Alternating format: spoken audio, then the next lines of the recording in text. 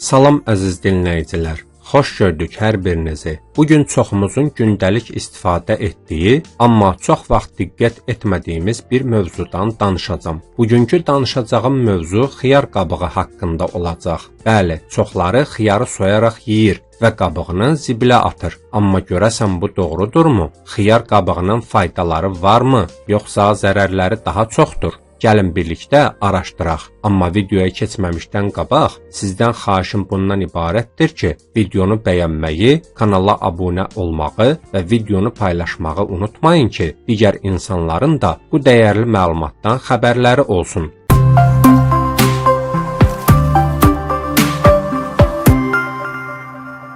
İlk olaraq xiyar qabığının faydalarından başlayaq. Xiyar qabığı vitamin və minerallarla zəngindir. Xüsusilə A, C və K vitaminləri ilə yanaşı kalium, maqnezium və lif baxımından olduqca dəyərlidir. Bu maddələr bədənin ümumi sağlamlığı üçün çox vacibdir. Xiyar qabığının ən böyük üstünlüklərindən biri yüksək lif tərkibidir. Lif həzm sistemini yaxşılaşdırır, qəbizliyin qarşısını alır və bağırsaqların daha sağlam işləməsinə kömək edir. Arıqlamaq istəyən insanlar üçün də lifli qidalar uzun müddət toxluq hissi yaratdığı üçün çox faydalıdır. Bundan əlavə xiyar qabığı antioksidantlarla zəngindir. Antioksidantlar bədəndə sərbəst radikallarla mübarizə aparır və hüceyrələrin zədələnməsinin qarşısını alır. Bu isə həm yaşlanmanı gecikdirir, həm də bir çox xroniki xəstəliklərin riskini azaldır. Xiyar qabığı dərinin sağlamlığı üçün də çox faydalıdır.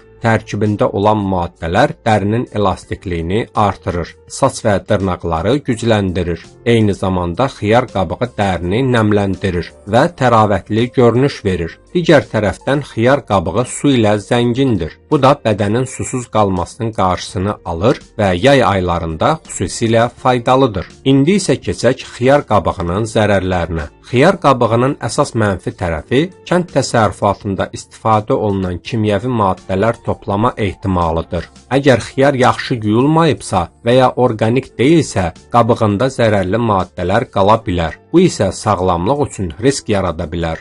Bəzi insanlarda xiyar qabığı həzm problemlərinə səbəb ola bilər. Xüsusilə həssas mədəsi olan şəxslər üçün qabıq bir qədər ağır həzm oluna bilər və bu da köp narahatlıq yarada bilər. Həmçinin bəzi hallarda xiyar qabığı acı dad verə bilər. Bu adətən xiyarın tərkibində olan kukurbitasin adlı maddə ilə bağlıdır və çox olduqda xoşagəlməz dad yaradır. Bir digər məqam isə allergiyadır. Nadir hallarda olsa da, bəzi insanlarda xiyar və ya onun qabığı allergik reaksiyaya səbəb ola bilər. Bəs yaxşı, o zaman nə etməliyik? Əgər xiyar qabığının faydalarından yararlanmaq istəyirsinizsə, çalışın onu yaxşıcana yuyasınız. Mümkünsə sirkəli və ya sodalı suda bir müddət saxlayaraq təmizləyin. Ən yaxşı seçim isə orqanik xiyarlara üstünlük verməkdir. Əgər mədəniz həssasdırsa, qabığını nazik şəkildə soyaraq istifadə edə bilərsiniz. Amma ümumilikdə sağlam insanlar üçün xiyar qabığını yemək daha faydalıdır.